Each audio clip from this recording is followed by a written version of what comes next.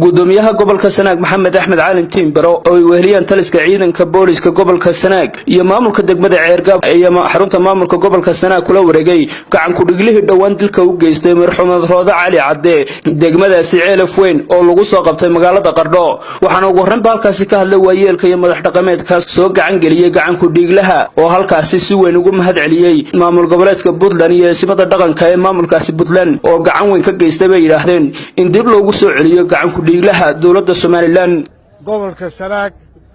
xarunta gobolka soo gaarsiinay annagoo ah odayaal uu hogaaminayo Suldaan Cali waxaanu gobolka soo gaarsiinay ninkii gacan ku dhiglaha ahaa oo gabadha ku diyay Ceelaf Weyn gobolka Sanaag Ceergaab soo gaarsiinay ninkii gacan ku dhiglaha ahaa ay ku baxday gabadhii aan isku ogeyn degmada Ceelaf Weyn ahay waxaanu runtii halkan anigu mahadnaq iyo abaalmarin fiican iyo hadii alla weydinkeeda ay bogaadin badan u marinayaa madaxda dhaqanka ee harti mahadda saddexaad waxay u sugnaatay ummadii aan u tagnay ee gacan qabatay ee sida fiican ee aan ummadiba isugu gacan qabanoo gacan qab kuwana sugayana waxaanu leenahay alxamdulilaahi rabbil caalamiin mahad baan u siinaqeen sallallahu ala rasuulillaah sallallahu alayhi wasallam annagoo ah sida runtii oran maayo labadii beelood ay ka dhinteen ka dhimatay inantu iyo beesha ay ku baxday oran maayo biciide iyo Sacdoonis waxaan oranayaa reer Idle oo ay inantu ka dhimatay una dhaxday kana dhalatay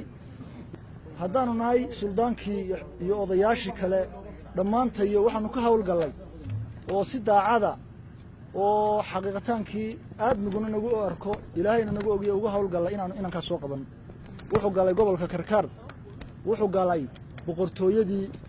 harti oran maayo boqortooyadii Soomaaliyeed buu galay boqor Soomaaliyeed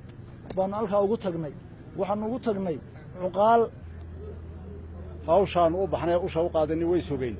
ilaahay waa nagu soo guuleeyay waxaan u mahadnaqaynaa ilaahay marka hore marka labaad